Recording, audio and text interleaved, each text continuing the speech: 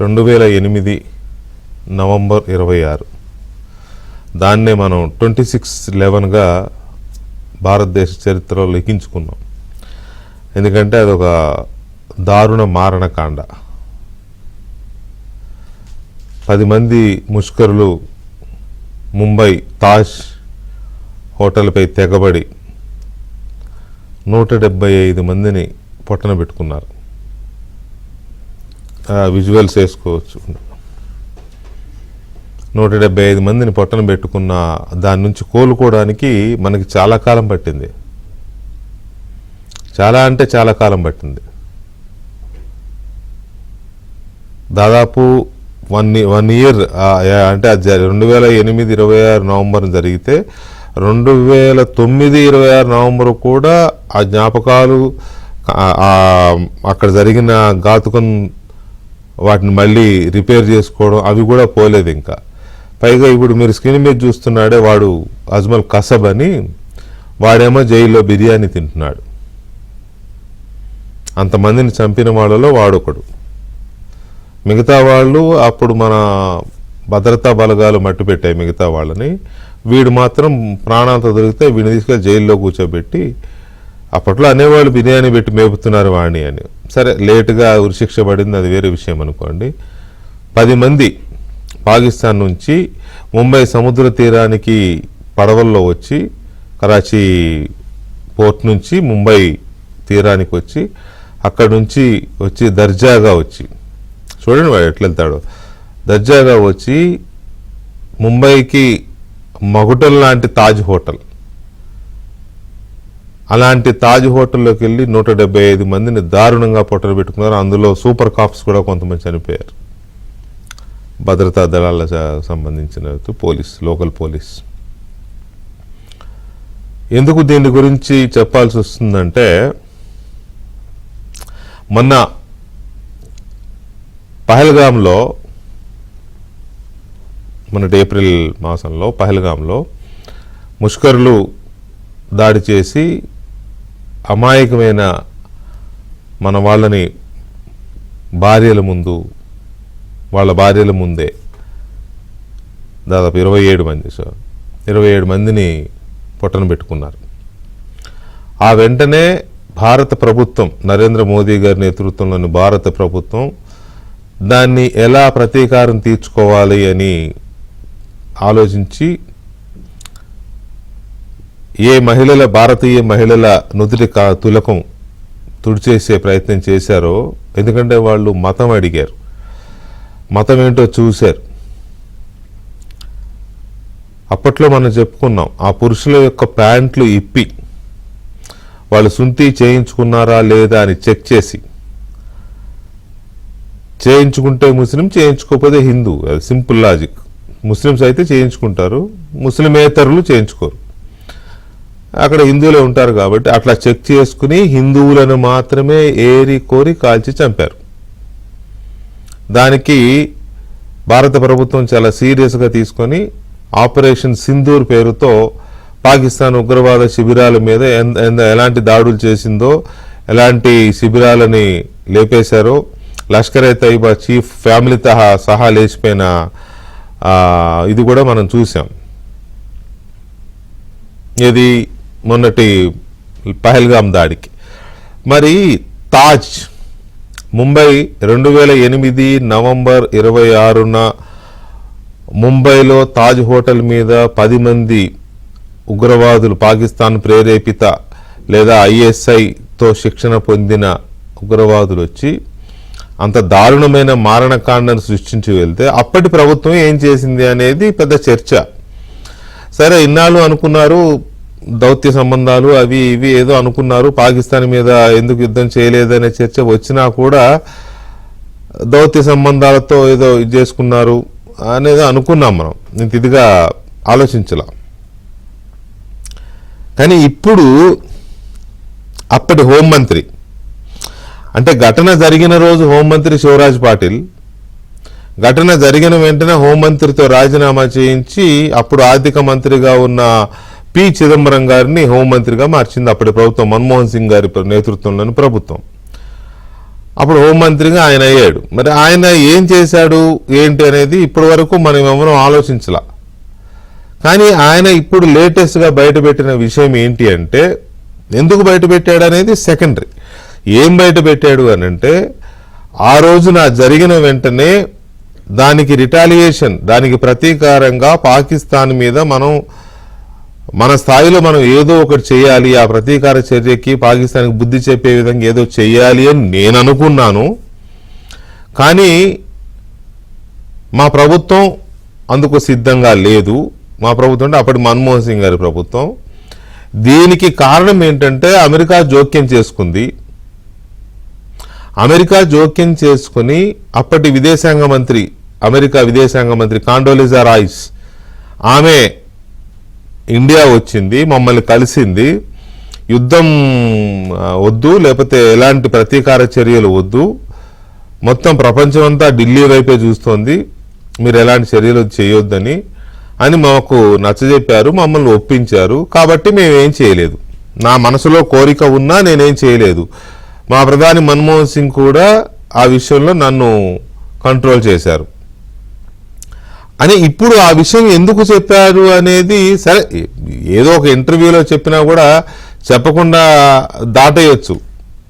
అవును, మేము దౌత్యం రీతిలో దాన్ని ఇది చేసామని చెప్పొచ్చు, పాకిస్తాన్ని ఎండగట్టామని చెప్పొచ్చు. కానీ అలా చేయకుండా మేము చేద్దాం అనుకున్నాం, అమెరికా అడ్డుపడిందని మొత్తం స్టోరీ అంతా ఆయన రివీల్ చేశాడు. ఇప్పుడు ఆపరేషన్ సింధూర్ మొదలుపెట్టిన తర్వాత ట్రంప్ నేనే యుద్ధాన్ని ఆపాను అని చెప్పి ట్రంప్ మొత్తుకున్నాడు. అంటే ఇప్పుడు మనకు అర్థమవుతుంది ఏంటి, అమెరికా ఇంటర్ఫియరెన్స్ అనేది భారత్ పాక్ విషయాల్లో ప్రతి సందర్భంలోనూ కనబడుతోంది. పర్టికులర్గా 175 మందిని ఊచకోత కోస్తే కూడా మన వాళ్ళని ఏమీ చేయకుండా అమెరికా అడ్డుపడింది. మొన్న ఆపరేషన్ సింధూర్లో కూడా అమెరికా అడ్డుపడిన నరేంద్ర మోదీ గారి ప్రభుత్వం ఆగలేదు, ఆగకుండా ఉగ్రవాద శిబిరాలని ధ్వంసం చేసింది.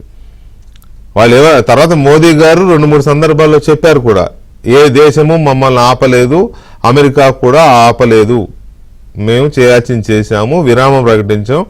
సింధూర్ 2 ఉంటుంది, సింధూర్ 3 ఉంటుంది, ఇది కంటిన్యూషన్లో ఉందని రీసెంట్గా మన రక్షణ మంత్రి రాజ్నాథ్ సింగ్ కూడా ఆపరేషన్ సింధూర్ ఇంకా కంటిన్యూషన్లో ఉందని కూడా చెప్పారు రీసెంట్గానే, కొద్ది రోజుల క్రితమే. అలాంటిది అప్పుడు ప్రభుత్వం ఎందుకు చేష్టలుడిగి చూస్తూ ఊరుకుంది?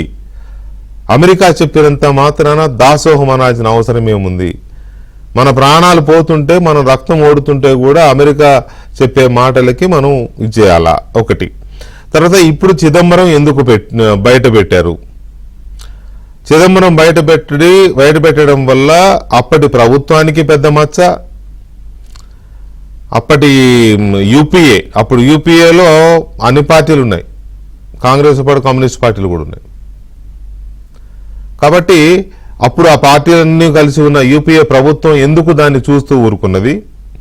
ఎందుకు పాకిస్తాన్ మీద సరైన రీతిలో బుద్ధి చెప్పలేకపోయింది? మూడవది, చిదంబరం చాలా క్యాజువల్గా సత్య హరిశ్చంద్రులాగా నిజం చెప్పాలి కాబట్టి ఇంటర్వ్యూలో ఆ జర్నలిస్ట్ అడిగిన ప్రశ్నకి సమాధానంగా చెప్పేశాడా, లేక ఈయన కూడా ఒక గులాం నబీ ఆజాద్ లాగా, ఒక శశి థరూర్ లాగా కాంగ్రెస్ పార్టీలో మరొక ముస్లిం లాగా తయారయ్యాడా, మరొక శకుని పాత్ర ఏమన్నా పోషిస్తున్నాడు? ఈ చర్చ కూడా జరుగుతోంది. నాలుగవది, దీని మీద బీజేపీ ఒక అధికార ప్రతినిధి రియాక్ట్ అయ్యారు, కానీ ఇంకా మిగతా వాళ్ళందరూ అంటే కాగల కార్యం గంధర్వులు తీరుస్తారులే అని కాంగ్రెస్ పార్టీని, అప్పటి యూపీఏ ప్రభుత్వాన్ని చేయాల్సినంత డ్యామేజ్ చిదంబరం చేసేశారు. కాబట్టి మళ్ళీ మనం మాట్లాడాల్సిన అవసరం లేదని బీజేపీ అనుకుందా? ఎన్డీఏ పెద్దలు అనుకున్నారా? అసలు చిదంబరం రహస్యం ఏంటి? ముంబై అటాక్ 26/11 తర్వాత ఎందుకు అప్పటి యూపీఏ ప్రభుత్వం పాకిస్తాన్ పట్ల ప్రతీకార చర్యల్లో పాల్గొనలేదు, ఎందుకు చేపట్టలేదు? ఏదో దౌత్య నీతి పేరుతో దాన్ని ఎందుకు సైడ్ అప్ చేసింది? చిదంబరం ఇప్పుడు ఎందుకు మాట్లాడారు అనే అంశాల మీద మనం మాట్లాడుతున్నాం. మనతో సిబిఐ మాజీ జాయింట్ డైరెక్టర్ జేడి లక్ష్మణ్ గారు చర్చలో ఉన్నారు. అలాగే సీనియర్ జర్నలిస్టు రాజకీయ విశ్లేషకులు పుల్లారావు గారు ఉన్నారు. అండ్ మరొక విశ్లేషకులు కోటేశ్వరరావు గారు మనతో చర్చలో పాల్గొంటున్నారు. ముందుగా లక్ష్మణ్ గారు నమస్కారం అండి. నమస్కారం. మీ ముగ్గురికి శరన్నవరాత్రి శుభాకాంక్షలు, అలాగే దసరా శుభాకాంక్షలు కూడా. ఫస్ట్ ఆఫ్ ఆల్ ధన్యవాదాలు. యా లక్ష్మణ్ గారు, ఇది ముఖ్యంగా ముందు చిదంబరం ఆనాటి హోంమంత్రి చేసిన ఆ రివీల్ చేసిన అంశం పట్ల మీకు ఏమనిపించింది? మీకు తెలియగానే ఇనిషియల్ గా మీ రియాక్షన్ ఏంటి? అంటే ఈ మధ్య ఈ యూట్యూబ్స్ గానీ మిగతా ఛానల్స్ లో గానీ మాట్లాడడం అన్నది ఈ మధ్య ఎక్కువగా జరుగుతుంది. మీరు చూస్తే మొన్నటికి మొన్న మన ex chief justice of India Chandrachud గారు కూడా మాట్లాడారు. అవును. ఆ తర్వాత బాబరీ మస్జిద్ ఆ కేసులో, అయోధ్య కేసులో ఆయన కొన్ని అభిప్రాయాలను వ్యక్తం చేశారు. దాని మీద కూడా చర్చలు జరుగుతున్నాయి. దానితో పాటు చిదంబరం గారు మేఘా ప్రసాద్ అన్న ఒక రిపోర్టర్ కి ఆయన ఇచ్చిన ఇంటర్వ్యూలో మాట్లాడుతూ ఆయన ఏమన్నారంటే, ఆ సమయంలో నన్ను ఫైనాన్స్ మినిస్ట్రీ నుంచి హోమ్ మినిస్ట్రీకి మార్చారు. ఆ తర్వాత నాకు ఇది కొత్త, సో అది తీసుకున్నాను. యాక్చువల్ గా నేను పాకిస్తాన్ మీద మనం అటాక్ చేయాలన్నది నా మనసులో నిర్ణయం ఉండింది. కానీ అప్పుడు ఎక్స్టర్నల్ అఫైర్స్ మినిస్టరు, తర్వాత వచ్చేసి డిప్లొమాటిక్ డీలింగ్ చేసే వారందరూ కూడా దీన్ని వారించారు అన్నట్టుగా ఆయన మాట్లాడారు. ఆ కాలంలో మీరు చూసుకుంటే ఫారిన్ సెక్రటరీగా శివశంకర్ మీనన్ అని ఉన్నారు. ఆయన ఒక పుస్తకం చాయిసెస్ అనే పుస్తకంలో ఆయన ఏం రాశారంటే, తనకు కూడా అలాగే అనిపించింది, పాకిస్తాన్ మీద ఇప్పుడు అటాక్ చేయాలి, కానీ అప్పటి పరిస్థితులలో ఆ విధంగా నిర్ణయం తీసుకున్నారని ఆయన రాయడం జరిగింది. అంటే ప్రతి ఒక్కరికి మనసులో పాకిస్తాన్ మీద అటాక్ చేయాలన్నది, కానీ సమిష్టి నిర్ణయం ఏదైతే తీసుకున్నారో వాళ్ళు, అందులో మనం దీన్ని ఇంటర్నేషనల్ లెవెల్లో రేజ్ చేద్దాము, పాకిస్తాన్ కు డిప్లొమాటిక్ లెవెల్లో మనం దీని గురించి మాట్లాడదాము అన్నది సర్వసాధారణంగా ఫైనల్ గా అందరూ మాట్లాడిన ఒక అంశం. యాక్చువల్ గా మీరు చూసుకుంటే ఇంతకు ముందంతా కూడా జమ్మూ అండ్ కాశ్మీర్ కు మాత్రమే ఈ ఉగ్రవాది దాడులు అన్నవి, అంటే మెయిన్ గా మనుషులు వచ్చి మన ఆర్మ్డ్ ఫోర్సెస్ తో పోరాడడం అన్నది అక్కడ మాత్రమే జరుగుతుండేది. కానీ ఫస్ట్ టైం 2001 లో భారత పార్లమెంట్ ని అటాక్ చేయడం జరిగింది. ఆ తర్వాత చూసుకుంటే 2002లో అక్షరధామ్, గాంధీనగర్ లో అక్షరధామ్ దగ్గర కూడా బయట నుంచి ముష్కరులు వచ్చి అటాక్ చేయడం జరిగింది. ఆ తర్వాత 2008 అప్పుడు మీరు యాక్చువల్ గా పార్లమెంట్ అటాక్ జరిగిన వెంటనే భారత ప్రభుత్వం ఆపరేషన్ పరాక్రమ్ అని ఒక దాన్ని మౌంట్ చేశారు వాజ్పేయి గారి ఆధ్వర్యంలో. అప్పుడు వాజ్పేయి గారు ప్రైమ్ మినిస్టర్ గా ఉన్నప్పుడు మన బార్డర్ లో మనకున్న సైన్యాన్ని అంతా కూడా మొబిలైజ్ చేశారు చాలా నెలలు. దానివల్ల పాకిస్తాన్ ని కట్టడి చేసే ఒక ప్రయత్నం అన్నది జరిగింది. తర్వాత మీరు ఇంటర్నేషనల్ లెవెల్లో ఒకసారి చూసుకుంటే 9/11 అటాక్స్ 2001లో జరిగిన 9/11 అమెరికాలో జరిగినది. అవి జరిగిన తర్వాత వెంటనే అమెరికా కూడా ఆఫ్ఘనిస్తాన్ మీద అటాక్ చేయడం మొదలుపెట్టింది. అంటే సాధారణంగా ఎలా ఉంటుందంటే, ఒక ఇన్సిడెంట్, ఈ విధమైన ఇన్సిడెంట్ జరిగిన తర్వాత ఇతర దేశం మీద అటాక్ చేయడం అన్నది జనరల్ గా జరిగిన అంశం. కానీ ఆ తరువాత ఈ 2008లో జరిగిన బాంబే ఈ అటాక్ ఏదైతే ఉందో 5 ప్లేసుల్లో మీరు అన్నట్టు తాజ్ హోటల్ కావచ్చు, ఒబరాయ్ ట్రైడెంట్ కావచ్చు, లేకుంటే అక్కడ లియోపార్డ్ కేఫ్ కావచ్చు, సో ఇవన్నీ కూడా కామా హాస్పిటల్ కావచ్చు, ఛత్రపతి శివాజీ టెర్మినస్ కావచ్చు, వీటన్నిటి మీద మీరు అన్నట్టు ఒక 10 మంది అక్కడ ఒక బోటుని హైజాక్ చేసి దానిలో వచ్చి ఇక్కడ జట్లుగా విడిపోయి, ఎందుకంటే నేను ఈ అటాక్స్ అందులో చనిపోయిన మా పోలీస్ ఆఫీసర్స్ అందరూ కూడా మేమంతా కలిసి పనిచేసిన హేమంత్ కర్కరే గారు కావచ్చు, అశోక్ కామ్టే గారు కావచ్చు, తర్వాత వచ్చేసి విజయ్ సాలస్కర్ కావచ్చు, తర్వాత ఓంబళే కావచ్చు, వీరందరూ కూడా అందరితో కలిసి పనిచేసిన వాళ్ళు. సో అటువంటి పరిస్థితులలో మొత్తం పాకిస్తాన్ ను అటాక్ చేయాలన్నది సర్వసాధారణంగా ప్రజలలో కూడా ఒక అభిప్రాయం నెలకొంది. కానీ బేసిక్ గా తర్వాత జరిగిన డిస్కషన్స్ కానీ, ఈవెన్ పార్లమెంట్ లో కూడా అప్పటి external affairs minister Pranab Mukherjee గారు కూడా మాట్లాడారు. అందులో కూడా ఆయన చెప్పారు, ఈ విధంగా ఈ అంశం వచ్చింది, కానీ ఫైనల్ గా మనం ఇంటర్నేషనల్ లెవెల్లో ఈ ఇష్యూని తీసుకువెళదాం, అన్న దీంట్లో ఒక స్టేట్మెంట్ కూడా ఉంది. ఇప్పటికీ మీకు నెట్ లో దొరుకుతుంది ఆ స్టేట్మెంట్. అది కూడా చదివితే అందులో వాళ్ళు డైరెక్ట్ అటాక్ కాకుండా ఈ విధంగా చేద్దామన్నది ఒక నిర్ణయం. తర్వాత ఒక శివసేన మెంబర్ కూడా అప్పుడు ప్రశ్న అడిగితే దానికి కూడా ఆయన సమాధానంగా అది నిర్ణయం తీసుకోలేదు మేము అని చెప్పారు. సో ఇప్పుడు చిదంబరం గారు మాట్లాడిన ఈ సందర్భంలో దాన్ని మరియు ఇప్పుడు మీరు అన్నట్టు ఆపరేషన్ సింధూరు ఈ రెండింటిని కూడా పోల్చడం జరుగుతుంది ప్రజలు.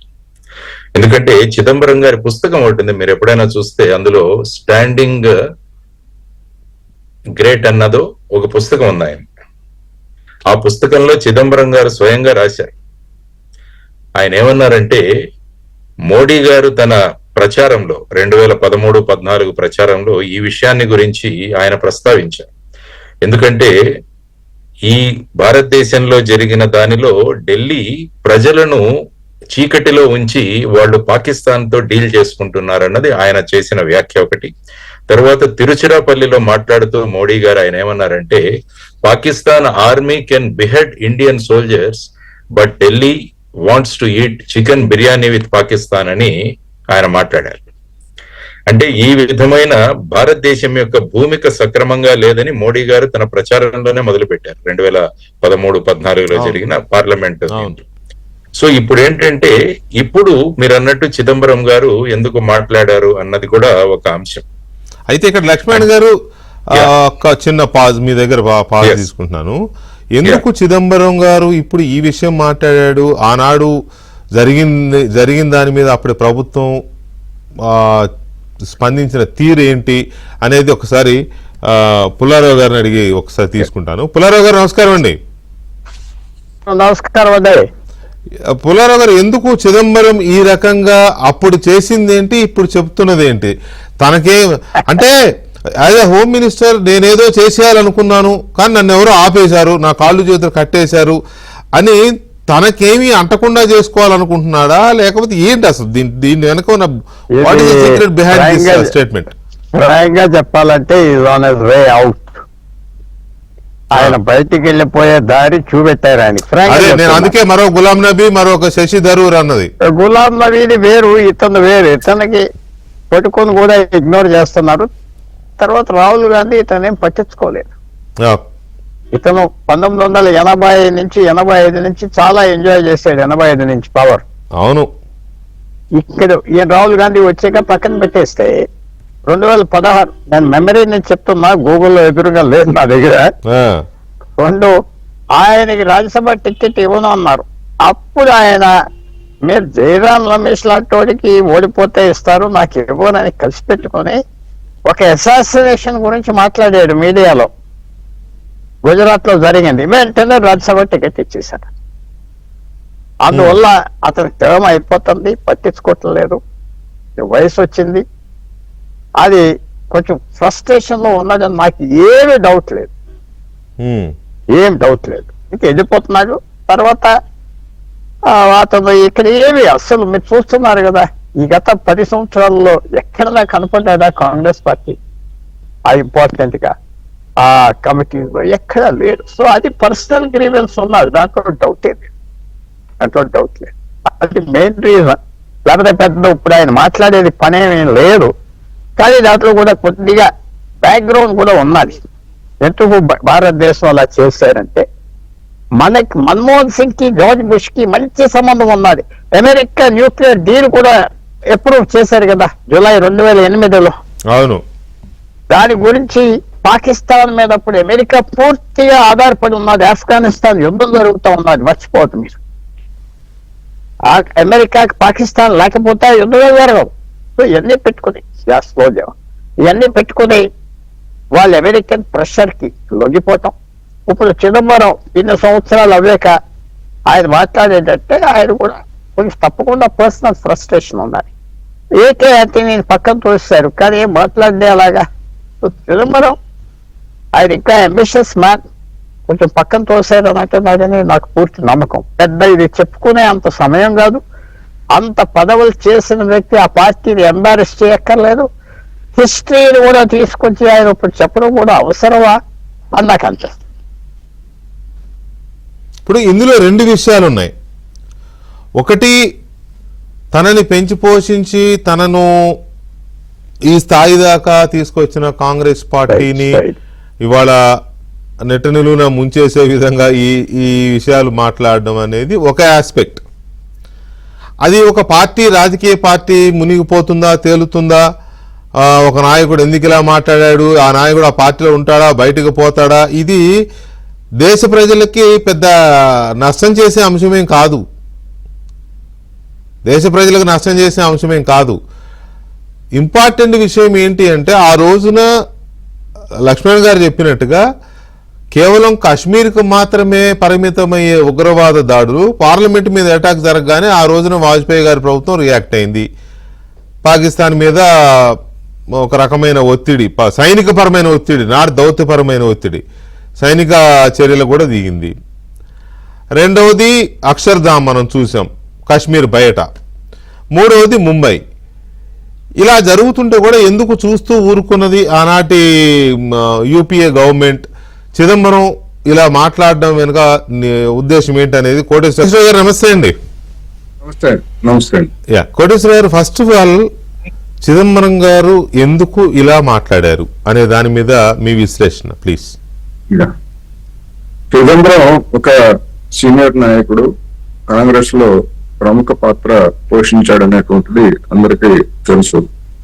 అయితే తమిళనాడులో ఉన్నటువంటి రాజకీయ పరిస్థితుల్లో ఎవరు తమిళనాడు నుంచి ఉన్నప్పటికీ డిఎంకే మీద లేదా అన్నా డిఎంకే మీద ఆధారపడటం తప్ప స్వతంత్రంగా అక్కడ కాంగ్రెస్ పార్టీని ఎవరు కూడా డెవలప్ చేయలేకపోయారు. అటువంటి భౌతికమైనటువంటి పరిస్థితి కూడా అక్కడ లేదు. ఒకటి, ఇప్పుడు ఆయనకి 80 సంవత్సరాలు. కొంతమంది చెప్తున్నట్టుగా బీజేపీకి దగ్గర కావడానికి అనేది కనుక అయ్యేట్లయితే గులాం నబీ ఆజాద్ బీజేపీ సంకనెక్కాడు. బీజేపీకి ఒరిగింది లేదు, గులాం నబీ ఆజాద్కి అంతకంటే ఒరిగిందేమీ లేదు.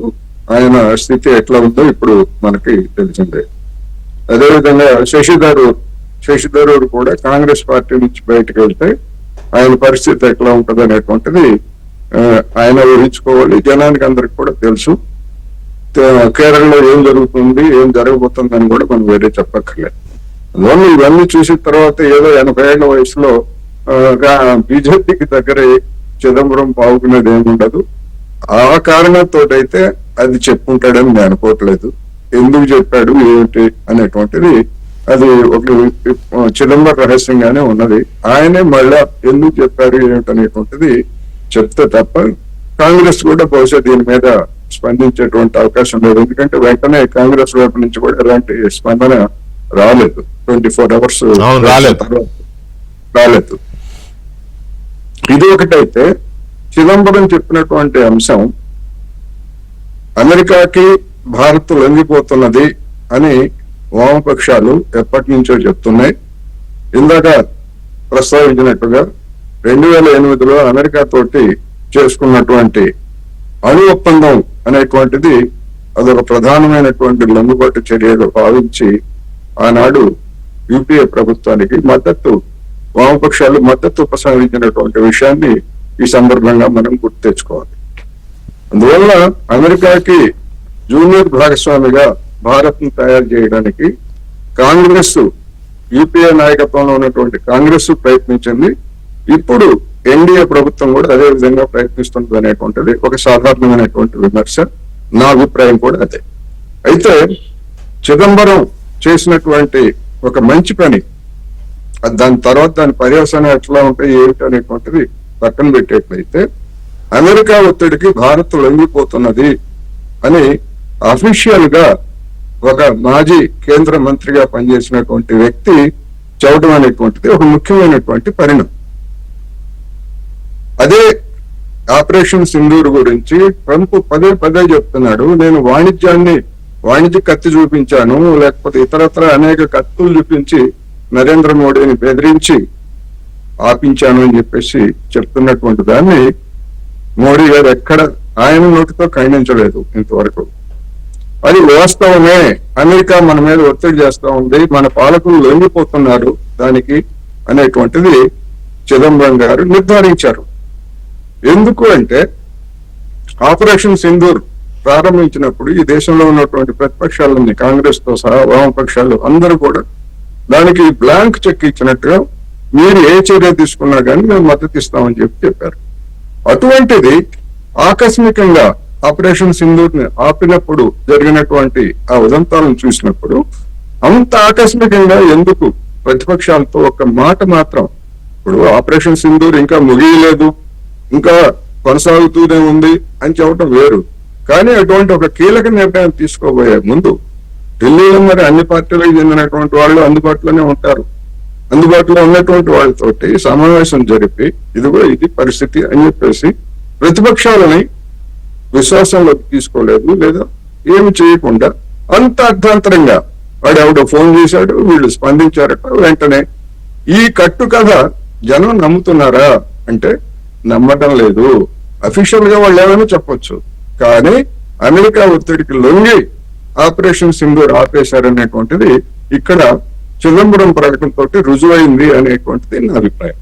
ఇంకొకటి, రెండోది, ఇప్పుడు ఉగ్రవాద చర్యలు పాకిస్తాన్ వైపు నుంచి జరిగినప్పుడు కానీ లేదా ఈశాన్య ప్రాంతాల్లో మన మయన్మార్ ప్రాంతంలో కేంద్రంగా చేసుకున్నటువంటి ఉగ్రవాదులు జరుపుకున్నటువంటి దాడుల సందర్భంగా కానీ అటువంటప్పుడు దాడులు చేయాలా లేదా అనేటువంటిది ఒక ప్రధానమైనటువంటి అంశం. దాని గురించి పార్లమెంట్ లో చర్చ కానీ లేకపోతే ఇంకోటి కానీ జరగలేదు, ఎప్పుడు జరగలేదు, అప్పుడు జరగలేదు, ఇప్పుడు కూడా జరగలేదు. ఒకటైతే, రెండోది, ఇప్పుడు చిదంబరం చెప్పినటువంటి నానాడు కాంగ్రెస్ ముంబై ఘటనలో యాక్షన్ తీసుకోకపోవడం సరైనదా కాదా అనేటువంటి దాన్ని చర్చించవచ్చు, ఎవరి అభిప్రాయం వాళ్ళు చెప్పొచ్చు, నేనేమి కాదంటలేదు. కానీ ఇదే బీజేపీ ఇవాళ చాలా తక్కువ మాట్లాడారు, అయిపోయిన తర్వాత ఇప్పుడు ఏం చెప్తా అని చెప్పేసి చేసినటువంటి కామెంట్స్ చూసినప్పుడు, మరి వాజ్పేయి గారు ప్రధానమంత్రిగా ఉండగా పార్లమెంట్ మీద దాడి జరిగితే మన జేడి లక్ష్మీనారాయణ గారు చెప్పారు అదేదో ఆపరేషన్ చేశారని. కానీ అటువంటి సన్నాహాలు ఇతర సందర్భాల్లో కూడా జరుగుతూనే ఉంటాయి. కానీ ఎక్కడ ప్రత్యక్షమైనటువంటి కార్యాచరణ పాకిస్తాన్ మీద అప్పుడేమి జరగలేదు కదా, అదొకటి.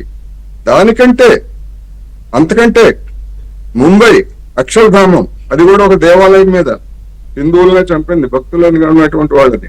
పహల్గాంలో ఎట్లయితే హిందువులా కాదా అని చెప్పేసి చూసి చంపారో, అక్షరధామంలో కూడా చంపింది కూడా అదే తీవ్రమైనటువంటి, అది కూడా ఒకటే. అంతకంటే ముంబైలో ఇంకా దాడుల్లో జరిగినాయి. వాజ్పేయి గారి హయాంలో 3-4 పెద్ద పెద్ద దాడులు జరిగినాయి. ఒక దానిలో 50 మందికి పైన, ఒక దానిలో ఇంకా ఇట్లా 2023-22లో జరిగినాయి. మరి అప్పుడు మరి వాజ్పేయి సర్కారు ఇటువంటి ఆలోచన చేసిందా లేదా? అంటే ఇక్కడ కోటేశ్వరరావు గారు, ఇక్కడ ఒక విషయం నాకు క్లారిటీ, అంటే ఐ మీన్ నాకు అర్థం కావట్లేదు ఏంటో, నాకు కూడా ఇది తెలియట్లేదు. ఇప్పుడు ఆపరేషన్ సింధూర్ చేయడాన్ని మీరు తప్పుపడుతున్నారా, లేక అప్పుడు యూపీఏ గవర్నమెంట్ ఏమీ చేయకపోవడాన్ని సమర్థిస్తున్నారా? నేను తప్పు పట్టట్లే ఆపరేషన్ సింధూర్, నేను తప్పు పట్టట్లేదు. తప్పట్లేదు అన్నారు కాబట్టి అక్కడ ఇష్యూ లేదు. కానీ ఇక్కడ పాయింట్ ఏంటంటే ఆపరేషన్ సింధూర్ ని ఆపరేషన్ సింధూర్ ని ఎవరిని అడిగి ఆపారు అనేది మీ క్వశ్చన్, రైట్? అది అంతవరకు ఓకే. రెండవది, అమెరికాకి లొంగిపోతోంది, భారత పాలకులు లొంగిపోతున్నారు అనే విషయాన్ని చిదంబరం చెప్పకనే చెప్పారు అనే దాన్ని మీరు విశ్లేషించారు. అది లాజికల్ గానే ఉంది మీ అక్కడ అనాలిసిస్. కానీ ఇప్పుడంటే ట్రంప్ ఉన్నాడు, అతను యాంటీ కమ్యూనిస్ట్. బట్ వేరాస్ అప్పుడు బుష్ ఉన్నాడు, డెమోక్రాట్, రిపబ్లికన్. ట్రంప్ లాంటి మూర్ఖత్వం ఉన్న అధ్యక్షుడు కాదు అతను. మోర్ ఓవర్ అప్పుడు ఇండియాలో యూపీఏ గవర్నమెంట్, కమ్యూనిస్టులు కూడా కలిసిన గవర్నమెంట్ ఉంది. అప్పుడు ఎందుకు లొంగిపోవాల్సి వచ్చింది అమెరికాకి? ఇది కదా మనం చర్చించాల్సిన అంశం. ఓకే, చిదంబరం బాగా చెప్పారు, చాలా గొప్పగా చెప్పారు, అమెరికాకు లొంగిపోతున్నారనే నిజం ఏదో అంటారే పెద్దల సామెత చెప్తారు, మీలాంటి వాళ్ళు ఉన్నప్పుడు నేను ఆ సామెత వాడితే బాగోదు, కానీ ఈ వయసులో ఆయనకు అది గుర్తొచ్చింది, రైట్, బాగుంది అది కూడా. మరి అప్పుడెందుకు లొంగిపోయారు? ఈ లొంగుబాటు అనేది వెంకటకృష్ణ గారు, ఈ లొంగుబాటు అనేటువంటిది యూపీఏ 2 హయాంలో కాదు, సోవియట్ యూనియన్ కుప్పకూలిపోయిన తర్వాత 1990 దశకం నుంచే క్రమంగా అమెరికాకి దగ్గరవుతున్నారనేటువంటి అభిప్రాయం. ఆ క్రమంలో జరిగినటువంటి వ్యవహారం.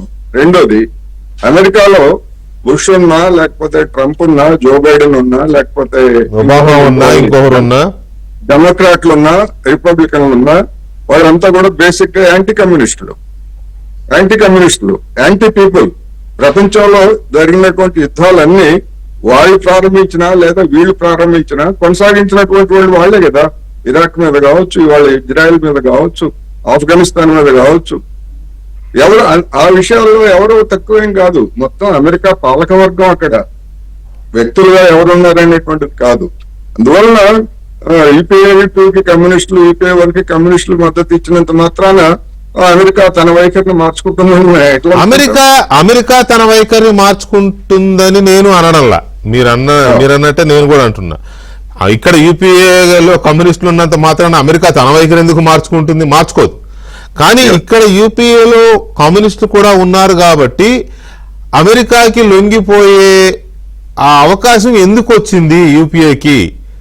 చిదంబరం అన్నట్టుగా ఎందుకు లొంగిపోయింది ఆనాటి పాలక ప్రభుత్వం? ఆనాడు భారత పాలకవర్గ లక్షణం అది. నరేంద్ర మోడీ గారున్నా, లేకపోతే మన్మోహన్ సింగ్ గారున్నా, అప్పుడు కమ్యూనిస్ట్ సిఎంపిలో అమెరికా అంశం లేదంటారా? లేదు. అది భారత పాలకవర్గ లక్షణం. భారత పాలకవర్గం అనేటువంటిది నిర్ణయాత్మక దాసోహనం భారత పాలకవర్గ లక్షణం. యూపీఏ హయాంలో ఆ రోజు ఉన్నటువంటి రాజకీయ పరిస్థితుల్లో అందుకనే కమ్యూనిస్టులు, ముఖ్యంగా సిపిఎం ఎప్పుడు కూడా మంత్రివర్గాల్లో చేరలేదు. రష్యాతో సన్నిహితంగానే ఉంటున్నారు కదండి. అది సన్నిహితంగా ఉండటం వేరు. బీజేపీని వ్యతిరేకించేటువంటి క్రమంలో కాంగ్రెస్ కు సన్నిహితంగా ఉన్నమాట వాస్తవం. కమ్యూనిస్ట్ పార్టీల వైఖరి వేర్లేదు. కమ్యూనిస్ట్ పార్టీ సిద్ధాంతం గురించి నేను ఇక్కడ అది కాదు నేను మాట్లాడుతున్నది. ఇండియా సిద్ధాంత చర్చ గురించి కాదు. భారత పాలకులు రష్యాతో మొదటి నుంచి కూడా, నెహ్రూ గారి టైం నుంచి కూడా రష్యాతో సన్నిహితంగానే ఉంటున్నారు. మన విధానమే అది కదా. అది అమెరికా సోవియట్ యూనియన్ కూలిపోయిన తర్వాత ఇక మనకు అమెరికా తప్ప మరొక మార్గం లేదు అనేటువంటిది షిఫ్టింగ్ ఇటువైపు మళ్ళీ ఉంది. అఫ్ కోర్స్ పెరిస్ట్రోయికా వల్ల అది బలహీనపడింది కాబట్టి మనకు అది బలహీనపడుతున్న దానికంటే ఇది బెటర్ అని అనుకుని ఉండొచ్చు మన విదేశాంగ విధానంలో. రైట్, అది కాసేపు అట్లా ఆపితే లక్ష్మణ్ గారు, ఇప్పుడు ఈ కంపారిజన్ వస్తా ఉంది. ఆపరేషన్ సింధూర్ మోదీ గవర్నమెంట్ వెంటనే తీసుకుని ఎవరు ఆపారు? ఆ అమెరికా రక్షణ సలహాదారు మన రక్షణ సలహాదారికి ఫోన్ చేసి ఫోన్లో మాట్లాడుకోవడం వల్ల ఆగిందా, లేకపోతే వాళ్ళతో అమెరికా ఫోన్ చేయించిందా, లేకపోతే ట్రంప్ ముందే ట్వీట్ చేశాడా? ఇది పక్కన పెడితే ఒక ఇనిషియేషన్ జరిగింది. ఉగ్రవాద శిబిరాలు ధ్వంసమయ్యాయి. లష్కర్-ఏ తోయిబా చీఫ్ ఫ్యామిలీ మొత్తం లేచిపోయింది. అది అందరికి తెలిసిందే కదా. వాళ్ళే ఒప్పుకుంటున్నారు ఇప్పుడు దాదాపు 300-400 మంది ఉగ్రవాదులు చనిపోయారని. ఈ పరిస్థితుల్లో దాన్ని కంపారిజన్ చేస్తున్నారు. సో ఇక్కడ ఆనాటి గవర్నమెంట్ సరైన రీతిలో స్పందించలేదు ముంబై అటాక్స్ కి అనే దాన్ని మనం యాక్సెప్ట్ చేయొచ్చా? ఎందుకంటే చిదంబరం గారి ఇంటర్వ్యూ మీరు పూర్తిగా చూస్తే అందులో ఆయన మాట్లాడింది ఏంటంటే 2008లో భారతదేశం యొక్క పరిస్థితి, డిఫెన్స్ స్ట్రెంగ్త్, ఆ తర్వాత మన ప్రిపేర్డ్నెస్, వీటిలన్నింటినీ ఇప్పుడు 2020తో కంపేర్ చేస్తే there is lot of difference అని ఆయన ఒప్పుకున్నారు. ఒప్పుకున్న తర్వాత 2008లో జరిగిన ఇన్సిడెంట్స్ తర్వాత అనేక మార్పులు తీసుకురావడం జరిగింది. ముఖ్యంగా ఎన్ఐఏ అనే ఒక సంస్థను ఏర్పాటు చేయడం జరిగింది ఉగ్రవాద యాక్టివిటీస్ చేయడానికి. తర్వాత యుఏపిఏ అనే చట్టం ఉంది. Sir subject correction, I'm sorry నాకు గుర్తులేదు. తాజ్ మీద వీళ్ళు దాడి చేసినప్పటికీ ఎన్ఐఏ ఉందనుకుంటున్నా నేను. లేదు, బ్లాక్ క్యాట్ కమాండోస్ ఉన్నారు అంతేనా? అది ఎన్ఎస్జి. Right, okay. అంటే అప్పటి వరకు ఏముందంటే సిబిఐ గానీ తర్వాత లోకల్ పోలీస్ గానీ ఇన్వెస్టిగేట్ చేస్తుండేది. దీని తర్వాత ఎన్ఐఏ చట్టాన్ని 2008 తర్వాత తీసుకురావడం జరిగింది. 2009 తర్వాత యుఏపిఏ చట్టాన్ని కూడా బలోపేతం చేయడం జరిగింది. ఆ తర్వాత వచ్చేసి నాట్ గ్రిడ్ అన్న ఒక వ్యవస్థను ఏర్పాటు చేయడం, అంటే intelligence sharing among all states అన్నది. తర్వాత ఎన్ఎస్జి యూనిట్స్ అన్నది ఇంతకు ముందు కేవలం ఢిల్లీలో మాత్రమే ఉండేది, కానీ వాళ్ళు రావడానికి సుమారుగా 10-12 గంటలు పట్టింది. కాబట్టి ఇప్పుడు ముంబై, తర్వాత హైదరాబాదు, తర్వాత ఐ థింక్ చెన్నై, ఇటువంటి ప్రాంతాల్లో కూడా ఎన్ఎస్జి హబ్స్ ను ఏర్పాటు చేయడం జరిగింది. సో ఎప్పుడైనా కూడా మనం చరిత్ర చదివినప్పుడు చరిత్రను మార్చలేం గాని చరిత్రను చదివి అప్పుడు జరిగిన విషయాలను గమనించి అవి పునరావృతం కాకుండా ఉపయోగించడానికి హిస్టరీ ఉపయోగపడుతుంది మనకి. అంటే ఈ కంపారిజన్స్ ఇవి అన్నది చేస్తే అది పొలిటికల్ గా డిస్కషన్ అవుతుంది అది. బట్ యాక్చువల్ గా ఇండియన్ స్టేట్ గురించి మనం ఆలోచిస్తే ఎస్ అప్పుడు జరిగిన పరిస్థితులు ఇందాక కోటేశ్వరరావు గారు మాట్లాడినట్టు మరి 2001లో పార్లమెంట్ అటాక్ జరిగినప్పుడు మన ఆపరేషన్ పరాక్రమ్ అక్కడి వరకు ఆగంగానే యాక్చువల్ గా అటాక్ చేయలేదు. సో ఆ తర్వాత ఇందులో ముఖ్యంగా చూస్తున్నది ఏంటంటే ఆయన చెప్పడం, తాను సోనియా గాంధీ గారితో మాట్లాడడానికి ప్రయత్నించాను, ఎందుకంటే మన్మోహన్ సింగ్ గారు చెప్పారు సోనియా గాంధీ గారు అటాక్ వద్దన్నారని, నేను సోనియా గాంధీ గారితో మాట్లాడతాను అంటే ఆవిడ అవుట్ ఆఫ్ ఢిల్లీనో ఏదో చెప్పారని. ఇదంతా కూడా ఇంటర్వ్యూ చూశాను నేను. అందులో చిదంబరం గారు చెప్పిన మాటలు. కాబట్టి ఆయన ఏమంటారంటే let us not compare 2008 with 2025 and also leadership determination అన్నది కూడా చాలా ఇంపార్టెంట్ ఎప్పుడైనా మనం చూసినప్పుడు. తర్వాత మనం స్ట్రాటజిక్ గా ఎంత స్ట్రెంగ్తన్ అయ్యామన్నది కూడా చాలా విషయం. ఎందుకంటే మనం ఆర్మీ పరంగా చూసుకున్నా డిఫెన్స్ పరంగా చూసుకున్నా కూడా చాలా స్ట్రెంగ్త్ అన్నది పెరిగింది భారతదేశానికి. తర్వాత ఇటువంటి సంఘటన జరిగిన ఈవెన్ ఊరి కావచ్చు లేకుంటే పుల్వామా కావచ్చు, వీటన్నిటి తర్వాత కూడా ఇండియా రియాక్ట్ అయింది. అంటే వెళ్లి సర్జికల్ స్ట్రైక్స్ చేయడం ఇవన్నీ కూడా చేస్తూనే ఉన్నాం. కాబట్టి whole strategy of attacking Pakistan అన్నది మారింది. ఇంతకు ముందు డిస్కషన్స్ లేకుంటే డిప్లొమాటిక్ ప్రెషర్స్ కాకుండా ఇప్పుడు యాక్చువల్ గా యాక్షన్ లోకి దిగడం అన్నది మోడీ గారి ప్రభుత్వం వచ్చిన తర్వాత మనం చూసిన అంశాలు గమనించాల్సి వస్తుంది. కాబట్టి always history helps us to see that the mistakes are not repeated అన్నది మనం ప్రధానంగా మాట్లాడుకుంటే సరిపోతుంది అన్నది నా అభిప్రాయం. ఇక్కడ నేను అంటున్నది కూడా ఇప్పుడు మీరు చెప్పిన వాటిలో ఒకటి, మన మిలిటరీ స్ట్రాటజీస్ మారినాయి మోదీ గారు వచ్చిన తర్వాత, మన విదేశీ డిప్లొమాటిక్ స్ట్రాటజీస్ మారినాయి. రెండవది మన గవర్నమెంట్ ఆయుధ సంపత్తిని సమకూర్చుకోవడంలో కానీ ఇంకో రకంగా కానీ మిలిటరీ పరంగా బాగా బలపడ్డాం. మూడవది, నాలుగవది ఏదో ఎంతసేపు దౌత్య విధానాలు లేకపోతే మీటింగులు ఇవి కాకుండా బల ప్రదర్శనతో వాళ్ళని కొంత కంట్రోల్ చేయగలిగాం. సర్జికల్ స్ట్రైక్స్ పెద్ద అచీవ్మెంటే, ఇప్పుడు మన సింధూర్ పెద్ద అచీవ్మెంటే. సో ఇవి అంతకు ముందు చేయలేకపోయారు అనేది మనం చేదుగా ఉన్నా అది ఫ్యాక్ట్. ఎంతసేపు దౌత్యం దౌత్యం దౌత్యం అని అవతల వాడిని పెంచి పోషించారు. ఇంకెక్కువ మాట్లాడితే అనవసరంగా వాళ్ళకి కొంత రాజకీయంగా ఉపయోగించుకునే ప్రయత్నం చేశారు. మరి ఎందుకు చేశారు అనేది పుల్లారావు గారు మీరు చెప్పాలి. అంతకు ముందున్న యూపీఏ కానీ లేదా కాంగ్రెస్ పార్టీ విడిగా కానీ వాళ్ళు చేసిన విధానాలు ఈ 12 ఏళ్ల మోదీ రెజ్యూమ్ లేదా ఎన్డీఏ అందాం, పోనీ మోదీ అంటే అది ఇండివిజువల్ అవుతుందేమో, ఎన్డీఏ రెజ్యూమ్ ఇప్పటి విధానాలకి అప్పటి విధానాలకి పోల్చి చూసినప్పుడు రక్షణ పరంగా కానీ దౌత్య పరంగా కానీ ఆయుధ పరంగా కానీ ఏ రకంగా చూసినా స్ట్రెంగ్తన్ అయ్యామనేది ఒప్పుకొని తీరాల్సిందే కదా. తప్పకుండా తీరవలసిందే. కానీ ఆ రోజు మనకు బలం లేదు. 2008 మన్మోహన్ సింగ్ చాలా పెద్ద ఇంటెలెక్చువల్, ఆయన ఫారెన్ పాలసీ జియో పాలిటిక్స్ అన్ని తెలుసు. ఆ రోజు మనం వెళ్ళి అటాక్ చేయటం పాకిస్తాన్ చాలా కష్టం. మనం డిఫెండ్ చేసుకోగలం. పాకిస్తాన్కి అప్పుడు American air force full strength గా ఉన్నది. అమెరికన్ ట్రూప్స్ పాకిస్తాన్ లో ఉన్నారు. మీరు మర్చిపోదు 2001 నుంచి 2019 వరకు ఆఫ్ఘనిస్తాన్ మీద యుద్ధం చేస్తే అమెరికా ఉన్నది, పాకిస్తానే దారి.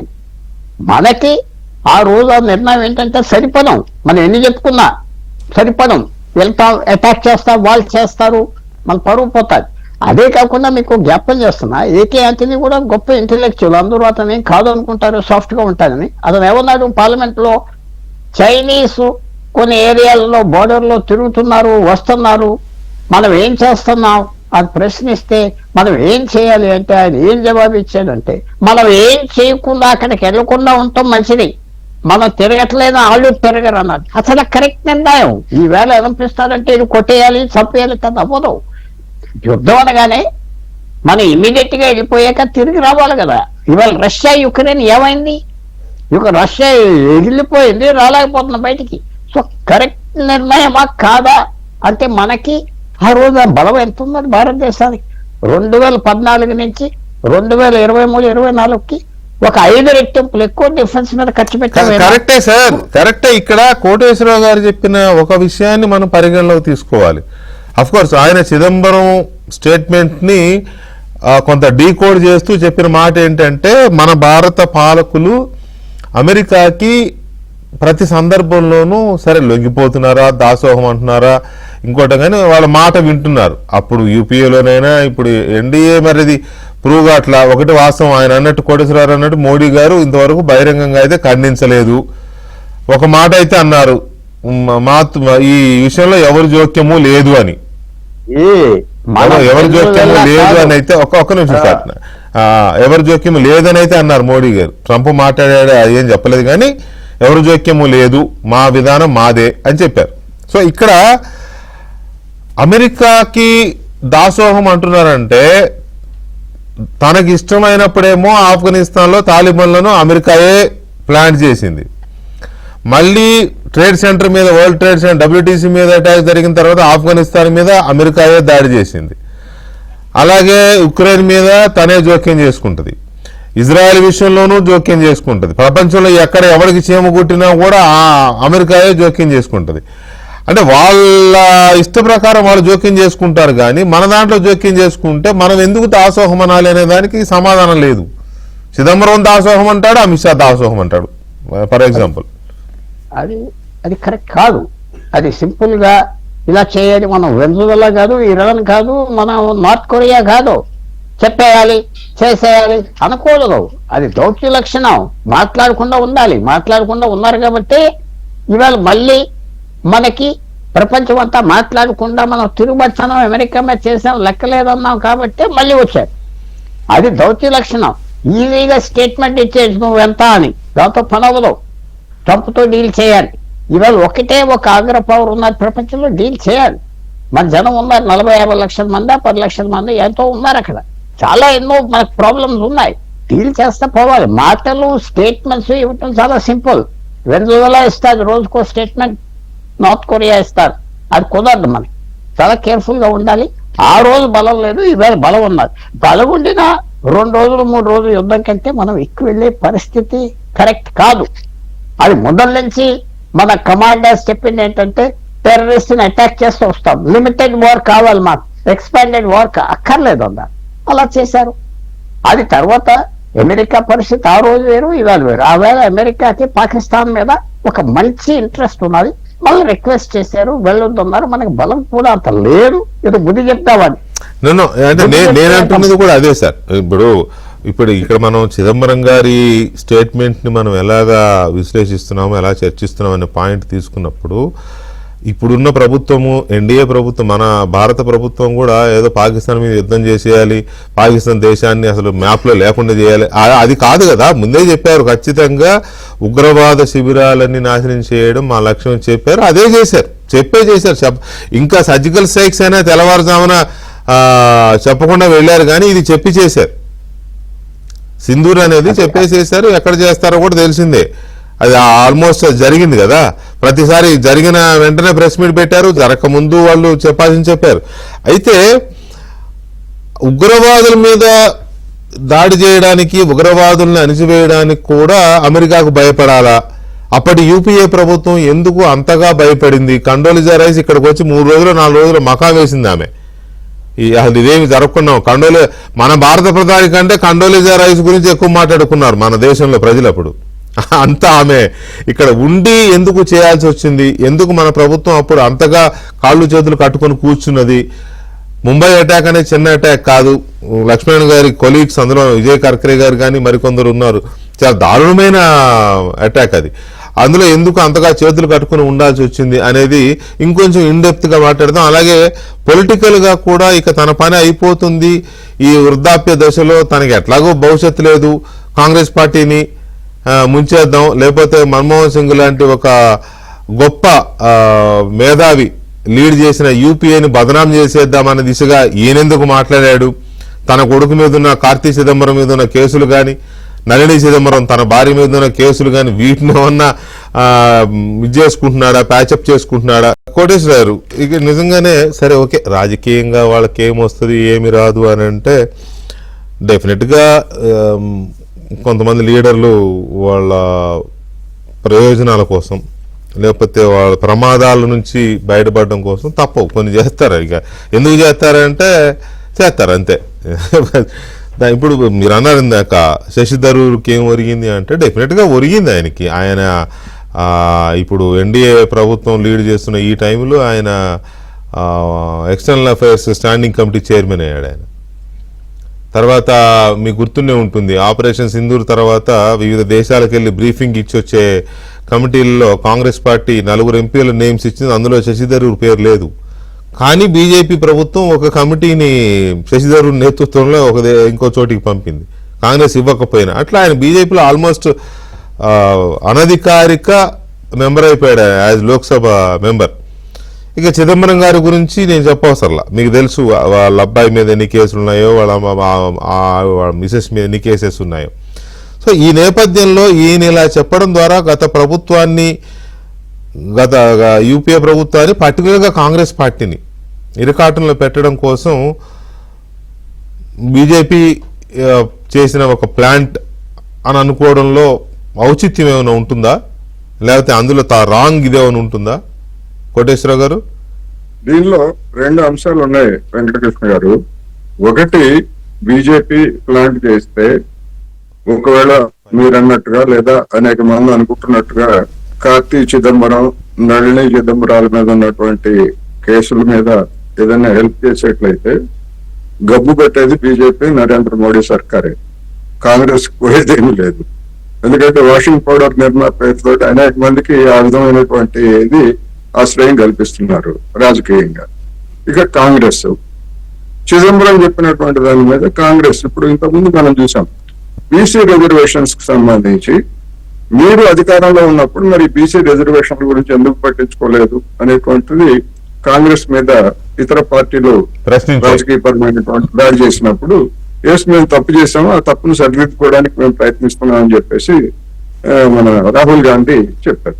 ఇప్పుడు కూడా అలాగే చెప్పొచ్చు, ఎందుకంటే జరిగిపోయినటువంటి దాని మీద ఎస్ మా వాళ్ళు అప్పుడు తప్పు చేశారు, మేము అందుకనే కదా ఆపరేషన్ సింధూర్ కి పూర్తిగా మద్దతు ఇచ్చాము, మేమేమి దౌత్యపరంగా చేయమని చెప్పేసి మేమేం చెప్పలేదు కదా అని చెప్పుకోవచ్చు. దానికి కాంగ్రెస్ పోయేది ఏం లేదు, జరగాల్సినటువంటి నష్టం ఏదో స్వయంకృతం దాన్ని జరిగింది. కానీ కొత్తగా ఇప్పుడు చిదంబరం చెప్పినటువంటి దాంతో కాంగ్రెస్ కి కొత్తగా జరిగేటువంటి నష్టం ఏమీ లేదంటున్నా. నా నష్టం ఏదైనా ఉండేట్లయితే బీజేపీ మీదనే ఇప్పుడు దాడి ప్రారంభమయ్యే జనంలో అనుమానం. కోటేశ్వర గారు ఇక్కడ మీ మాటకు అడ్డుపడుతున్నాను నేను. చెప్పండి. మన భారతీయ మనస్తత్వం ఎలా ఉంటుందంటే కొంత ఎమోషన్స్ ఎక్కువ ఉంటాయి, నో డౌట్. అందులో పర్టికులర్గా పాకిస్తాన్తో వ్యవహారం అని అంటే మన వాళ్ళ హృదయాలు మండుతూ ఉంటాయి, గుండెలు మండుతూ ఉంటాయి. అది క్రికెట్ మ్యాచ్ కావచ్చు, లేకపోతే కాశ్మీర్ వ్యవహారం కావచ్చు, ముంబై అటాక్ కావచ్చు, అక్షర్ధామ్ అటాక్, ఏదైనా మీరు పాకిస్తాన్ అనే పేరు వినపడితేనే ఇక్కడ గుండెలు మండుతూ ఉంటాయి. ఇలాంటి సందర్భంలో పాకిస్తాన్ విషయంలో ఆనాటి యూపీఏ ప్రభుత్వము ఉదాసీనంగా ఉందని అప్పుడు హోంమంత్రిగా ఉన్న ఆయనే తన నోటితో తానే చెబితే, ఇప్పుడు బీహార్, మహారాష్ట్ర లేకపోతే ఇంకో 2-3 రాష్ట్రాలు ఎన్నికలు వస్తున్న ఈ తరుణంలో కానీ ఆపరేషన్ సింధూర్ వేడి ఇంకా తగ్గని ఈ పరిస్థితుల్లో ఆయన అలా మాట్లాడితే కాంగ్రెస్ పార్టీకి వచ్చిన నష్టం లేకుండా ఎలా ఉంటుంది?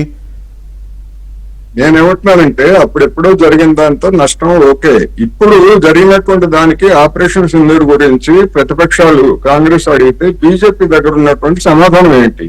అదే మరి కాంగ్రెస్ పార్టీకి వాయిస్ లేకుండా చేశాడు కదా. ఇప్పుడు నేను అంటున్నది కూడా this is the point. Operation Sindoor విషయంలో కానీ ఇంకో విషయంలో కానీ ఎన్డీఏ ప్రభుత్వాన్ని, మోదీ ప్రభుత్వాన్ని ప్రశ్నించే నైతిక అర్హత లేకుండా కాంగ్రెస్ పార్టీని డిఫెన్స్ లో పెట్టాడు చిదంబరం గారు అనేది ఈ స్టేట్మెంట్ చర్చ యొక్క ఉద్దేశం కాదా? అది ఒక అభిప్రాయం. అందరూ అభిప్రాయంతో ఏకీభవించాలని అలా లేదు. అది ఒక అభిప్రాయం. నేను ఏమంటున్నానంటే గతంలో అందుకనే నేను బీసీ రిజర్వేషన్ గురించి కంపారిజన్ చెప్పింది. రేపు అటువంటి పరిస్థితి కనుక వచ్చేట్లయితే నష్టదాయకం అని అనుకునేట్లయితే రాహుల్ గాంధీ ఆ విధమైనటువంటి ప్రయత్నం చేస్తారు. రాహుల్ గాంధీకి లేదా కాంగ్రెస్ పోయే నష్టమే ఉంది. ఆనాడు ఉన్నటువంటి పరిస్థితుల్లో అది సరైనది కాదనుకున్నాం. ఇప్పుడు మేము సరైనది కనుకనే మేము బ్లాంక్ చెక్ ఇచ్చాము ఆపరేషన్ సింధూర్ కి. వాళ్ళే చెప్పకుండా ఆపారు. అదే అమెరికా ఒత్తిడికి ఇప్పుడు వాళ్ళు లొంగిపోయారు. ఆనాడు మేము లొంగిపోయాం తప్పే. ఇప్పుడు వీళ్ళు ఎందుకు లొంగిపోయారంటే సమాధానం ఏం చెప్తారనేది ప్రశ్న. మేము అందుకనే కంపారిజన్ లేకుండా ఉండదు. ఎవరైనా వీళ్ళు లొంగిపోయినట్టు ఇంతవరకు ఎక్కడ ప్రూఫ్ లేదు కదండి. వాళ్ళు చెప్పుకోవడం తప్ప వీళ్ళు ఎక్కడ ఇది చెప్పుకోలేదు కదా. వీళ్ళకి నిజాయితీ లేదు, వీళ్ళకి నిజాయితీ లేదు. ట్రంప్ అన్ని సార్లు చెప్తా ఉంటే, దాదాపు 30-40 సార్లు చెప్తా ఉంటే, ఎందుకని నరేంద్ర మోడీ గారు ఒక్కసారి కూడా ట్రంప్ నువ్వు అబద్ధాలు చెప్తున్నావు, అబద్ధాలు కోరు ట్రంప్ అని ఎందుకని మాట్లాడలేకపోయారు? అది కదా ప్రశ్న. ఎంతసేపటికి ఆ గోడేంట, ఈ గోడేంట, ఆ మత్తులేంట, ఈ మత్తులేంట సనగటం తప్ప భారతదేశానికి సంబంధించి ఒక ముఖ్యమైనటువంటి ఉదంతం మీద ఆ విధమైనటువంటి ప్రకటన పదే పదే చేస్తా ఉంటే, ట్రంప్ ను అబద్ధాల కోరు 30 సార్లు చెప్పక్కర్లే, ఒక్కసారైనా ఎందుకు నరేంద్ర మోడీ గారు చెప్పలేకపోయారు? ఏమిటి బలహీనత? ఇది నా ప్రశ్న. రైట్. లక్ష్మణ్ గారు, ఇక్కడ కొద్దిగా అంటే మీరు ఒక రాజకీయ పార్టీని కూడా హోల్డ్ చేశారు, ఇప్పుడు కూడా చేస్తున్నారని అనుకుంటున్నాను. సారీ, చేస్తున్నారని అనుకుంటున్నాను. కాబట్టి ఈ రాజకీయాలు కూడా కొద్దిగా మాట్లాడక తప్పదు, ఎందుకంటే ఈ దేశ వ్యవహారాలకు సంబంధించినవి కాబట్టి. ఇక్కడ చిదంబరం గారు చెప్పడం వెనుక ఉద్దేశం ఆయన వ్యక్తిగత ప్రయోజనాలను కాపాడుకోవడం కోసం మొత్తం కాంగ్రెస్ పార్టీని ఫణంగా పెట్టాడు, లేదా అప్పటి యూపీఏ ప్రభుత్వం మన్మోహన్ సింగ్ నాయకత్వాన్ని ఫణంగా పెట్టాడా అనేది ఒకటి మీరు విశ్లేషించాల్సిన అవసరం ఉంది. నో డౌట్ ఇప్పుడు ఆయన చెప్పిన దాని ప్రకారం అయితే అప్పుడు అమెరికా చెప్పినట్టుగా వీళ్ళు దాసోహం అన్నారు యూపీఏ గవర్నమెంట్. ఇప్పుడు మాత్రం ట్రంప్ చెప్పడమే తప్ప మోడీ ఎప్పుడు చెప్పలేదు అమెరికా జోక్యం చేసుకుందని. ఎవరి జోక్యము లేదు మా దాంట్లో అని ఆయన అన్నాడు. కానీ ట్రంప్ ఎందుకు ఖండించట్లేదు అనేది కోటేశ్వరరావు గారు అడిగినట్టు చాలా మంది అడుగుతున్నారు. అది వాస్తవమే. సో దీన్ని అప్పటికి ఇప్పటికీ పోల్చినప్పుడు అమెరికాకు దాసోహం అందని అనుకోవాలా దేశం మొత్తం? అంటే ఏ నిర్ణయం తీసుకున్నా కూడా అప్పటికున్న సమకాలీన పరిస్థితులను చూసి తీసుకోండి. ఇప్పుడు ఆపరేషన్ సింధూర్ జరిగినప్పుడు కూడా మనం యాక్చువల్ గా వాళ్ళ దగ్గర నుంచి ఫోన్ వస్తే ఆపిండకూడదు, మనకి ఇది పాక్ ఆక్యుపైడ్ కాశ్మీర్ ను మనం చేతిలో మళ్ళా తీసుకోవడానికి మంచి అవకాశం అని చాలా మంది మాట్లాడారు. మన డిబేట్ లో కూడా పీఓకే కాదు అది ఐఓకే అని కూడా అన్నాం. అవును, ఆ విధంగా అంటుంటారు. సో ఇప్పుడు మీరు యాక్చువల్ గా ఇంటర్వ్యూ చూస్తే ఇట్స్ అ ప్రొలాంగ్డ్ ఇంటర్వ్యూ, అందులో ఇది ఒక భాగం. కరెక్ట్. అంటే ఇదేదో చిదంబరం గారు ఏదో ప్లాన్ చేసుకుని దీన్ని చేయాలన్న దీంట్లో ఒక క్యాజువల్ కాన్వర్సేషన్ లో ఒక్కొక్కసారి కొన్ని విషయాలు బయటకు వస్తుంటాయి, బయటికి రావాల్సిన అవసరం కూడా ఉంది. అదే మీరు తీసుకుంటే మరి 2001లో పార్లమెంట్ అటాక్ గానీ 2002లో అక్షరధాము, ఆ తర్వాత మనం పాకిస్తాన్ అటాక్ చేయలేదు. అందుకనే మీరు యాక్చువల్ గా సున్జు అని ఆర్ట్ ఆఫ్ వార్ అని ఒక పుస్తకం ఉంటుంది, అందులో ఆయన అంటాడు ఏదైనా యుద్ధం గెలవాలంటే మన శక్తి ఎంత, తర్వాత మన శత్రువు శక్తి ఎంత, ఈ రెండింటిని గమనించి మనం చేస్తే మనం 100 యుద్ధాలు చేసినా కూడా మనం ఎప్పుడు కూడా ఓడిపోమన్నాడు. కేవలం మన శక్తి మాత్రమే తెలిసి ఎదురు శక్తిని గమనించకుండా మనం ఏం చేస్తే ప్రతి విజయం కూడా ఆ తర్వాత మనం ఎక్కడో ఒక చోట దాన్ని ఎదుర్కోవాల్సి ఉంటుంది, తర్వాత అపజయాలు అంటారు. సో ఈ విధమైన పరిస్థితులలో ఎప్పుడు కూడా ప్రభుత్వాలు కానీ అప్పుడున్న పరిస్థితుల్లో తీసుకోవాల్సిన నిర్ణయాలంటే, ఫర్ ఎగ్జాంపుల్ బాంబే అటాక్ అయిన తర్వాత కేంద్ర మంత్రి శివరాజ్ పాటిల్ ఆయన్ని రాజీనామా చేయమన్నారు. ఎందుకంటే ఆయన ఉదయం అక్కడికి స్పాట్ కి వెళ్ళినప్పుడు, సాయంత్రం స్పాట్ కి వెళ్ళినప్పుడు ఒక 2 డ్రెస్సులు మార్చాడు అన్నది పెద్ద క్రిటిసిజం జరిగింది. అవును, పెద్ద కామెడీ అయిపోయింది అప్పుడు అది. ఆ తర్వాత మహారాష్ట్ర సీఎం గా ఉన్న విలాసరావు దేశ్ముఖ్ ఆయన ఒక ఫిలిం డైరెక్టర్ ని తీసుకుని వెళ్ళాడు తాజ్ కన్నది, దాంతో ఆయన రిజైన్ చేయాల్సి వచ్చింది. తర్వాత డిప్యూటీ సీఎం అప్పుడు ఉన్న ఆర్ఆర్ పాటిల్ గారు వారిని కూడా రిజైన్. కాబట్టి ఇదేంటంటే ఫైనల్ గా 26/11 యొక్క ఫెయిల్యూర్ అన్నది పొలిటికల్ వాళ్ళని వాళ్ళ పదవుల్లోంచి చెప్పి మేము ఒక యాక్షన్ తీసుకున్నామని చెప్పారు, కానీ ఎక్కడ ఇంటెలిజెన్స్ వాళ్ళ మీద కానీ ఎవరి మీద కూడా ఎటువంటి ఎఫెక్ట్ కూడా అవ్వలేదు. యాక్చువల్ గా మీరు ఇంటెలిజెన్స్ అనాలిసిస్ తీస్తే ఇటువంటి ఇన్పుట్స్ చాలా ఉండినాయి. అంటే మొత్తంగా సీ కోస్ట్ నుంచి అటాక్ జరిగే అవకాశం ఉందని చెప్పి కూడా ఇన్పుట్స్ ఉండినాయి. ఆ తర్వాత అవి సరిగా వర్కౌట్ అవ్వలేదు, ఇవన్నీ కూడా చాలా మాటలు జరిగాయి. సో అందులో మనం ఆలోచించాల్సింది ఏంటంటే ఎప్పుడు కూడా ఇప్పుడు ఏంటంటే ఆయన అన్నట్టు 2025లో మనం సఫిషియెంట్ స్ట్రెంగ్త్ ఉంది. ఆ తర్వాత వచ్చేసి ఈవెన్ ఊరి కావచ్చు, పుల్వామా కావచ్చు, ఈ టైంలో కూడా అటాక్ చేసాం. తర్వాత ఆపరేషన్ సింధూర్ లో అటాక్ చేయగలిగాం. అంటే మనం మన స్ట్రెంగ్త్ ని అసెస్ చేశాం. తర్వాత ఇంటర్నేషనల్ మనకు సపోర్ట్ కూడా బాగా పెరిగింది. నరేంద్ర మోడీ గారు వచ్చిన తర్వాత ఇంటర్నేషనల్ సపోర్ట్, తర్వాత పాకిస్తాన్ ఒక టెర్రర్ ని అన్ని చోట్ల ప్రేరేపిస్తుందని అనేక దేశాలు కూడా వాటి ప్రభావాన్ని పడ్డాయి. కాబట్టి చాలా దేశాలు మనకు సపోర్ట్ చేసే గానీ ఓపెన్ గా ఎవరు చేయలేదని ఒక క్రిటిసిజం అది ఉంది. అయినా కూడా ఆ విధంగా మన బలం పెరిగింది కాబట్టి ఆ విధంగా నిర్ణయం తీసుకున్నాం అన్నది కూడా మనం చూసుకోవచ్చు. కాబట్టి ఏది జరిగినా కూడా ఈ కామెంట్స్, కౌంటర్ కామెంట్స్ ఇవి జరుగుతూనే ఉంటాయి, దాని అనాలిసిస్ కూడా జరుగుతుంటుంది. అందుకని నేను అన్నట్టు హిస్టరీలో జరిగిన విషయాలను మనం గమనించి మళ్ళా పునరావృతం కాకుండా ఉండడానికి ఏం చేయాలి అన్నది మనం ఆలోచించాల్సిన ప్రధానమైన అంశం. మీరు అన్నట్టు ఈ కామెంట్ ఏదైతే ఉందో దాన్ని ముఖ్యంగా బీహార్ ఎలక్షన్ లో కూడా ఉపయోగించుకునే అవకాశం ఉంది. ఎన్డీఏ వారు బీహార్ ఎలక్షన్స్ లో దీన్ని ఉపయోగిస్తారు, చూడు ఏ విధంగా వారు అంటే దానికి కౌంటర్ చేయడానికి మళ్ళా వీళ్ళ దగ్గర కూడా అమ్యునేషన్ ఉంటుంది. కాబట్టి ఈ విషయము పెద్ద ఎలక్షన్ ఇష్యూ కాదు అన్నది నా అభిప్రాయం వెంకటకృష్ణ గారు. రైట్. అయితే ఇక సరే దాన్ని అలా పెడితే ఆ ముంబై అటాక్ విషయానికే వస్తాను. మీరు ఇంటెలిజెన్స్ టాపిక్ తీశారు కాబట్టి మన వ్యవస్థలు మరి అది వైఫల్యం చెందుతున్నాయా లేకపోతే ఉన్న వ్యవస్థల ఇన్పుట్స్ని తీసుకొని యాక్ట్ చేయడంలో ఫెయిల్ అవుతున్నారు? ఇప్పుడు ఉదాహరణకి రాజీవ్ గాంధీ అసాసినేషన్ ఇన్వెస్టిగేషన్లో కార్తికేయన్ గారు ఆ ఇన్వెస్టిగేషన్ స్టార్ట్ చేసినప్పుడు ఆ టీం హెడ్ చేసినప్పుడు ఒక ఫోన్ కాల్ ఒకటి, నేను ఆయన బుక్ చదివాను, మొన్న వచ్చిన హంట్ సిరీస్ కూడా చూశాను నేను. ఒక ఫోన్ కాల్ శ్రీలంకలో మన దౌత్య కార్యాలయానికి, మన అంబాసిడర్ ఆఫీస్కి ఒక ఫోన్ కాల్ వస్తుంది, రాజీవ్ గాంధీ అలైవ్ అని ఒక ఫోన్ కాల్. ఎవరో ఒక అనామకుడు ఫోన్ ఎత్తి వాట్ అనగానే అవతలడు ఫోన్ పెట్టేస్తాడు. ఇట్లా ఒక ఫోన్ కాల్ నాకు వచ్చింది అని గనుక అది కన్వే అయ్యి ఉంటే పరిస్థితి ఇంకోలా ఉండేదేమో. సో అట్లాగే ముంబైకి సంబంధించి మీ కొలీగ్స్, అప్పుడు నేను నాకు విజయ్ అన్నాను, అప్పుడు కర్కరే గారు వీళ్ళంతా ఉన్నారు కదా, బహుశా మీరు కూడా మీకు కూడా ఐడియా ఉండాలి, అప్పుడు పూణే కమిషనర్గా ఉన్నట్టున్నారు మీరు, సబ్జెక్టు కరెక్షన్. సో ఈ పరిస్థితుల్లో అప్పట్లో అది ఫెయిల్యూరా, తర్వాత జరుగుతున్నప్పుడు అది 2 రోజులు జరిగింది, దాదాపు 48 గంటల ఆపరేషన్ అది, వాళ్ళు అందులోనే ఉండి హ్యాపీగా చేసుకుంటే. కొంచెం దాన్ని డిస్క్రైబ్ చేస్తారా, ఎక్స్ప్లెయిన్ చేస్తారా? డెఫినెట్ గా ఏంటంటే బాంబే మీద ఈ విధంగా సి నుంచి వచ్చి అటాక్ జరిగే అవకాశం ఉందని RNDW నుంచి కానీ మిగతా సోర్సెస్ నుంచి కానీ ఇన్ఫర్మేషన్ వచ్చిందని అయితే మటుకు ఖచ్చితంగా ఉంది. ఆ తర్వాత ఏంటంటే ఆ ఇన్ఫర్మేషన్ అంత వర్కౌట్ జరగలేదు అన్నది. తర్వాత ఏంటంటే ఇది కొన్ని సంవత్సరాలుగా రెక్కి జరిపి ఈ టార్గెట్స్ అన్నింటినీ కూడా ఫిక్స్ చేసిన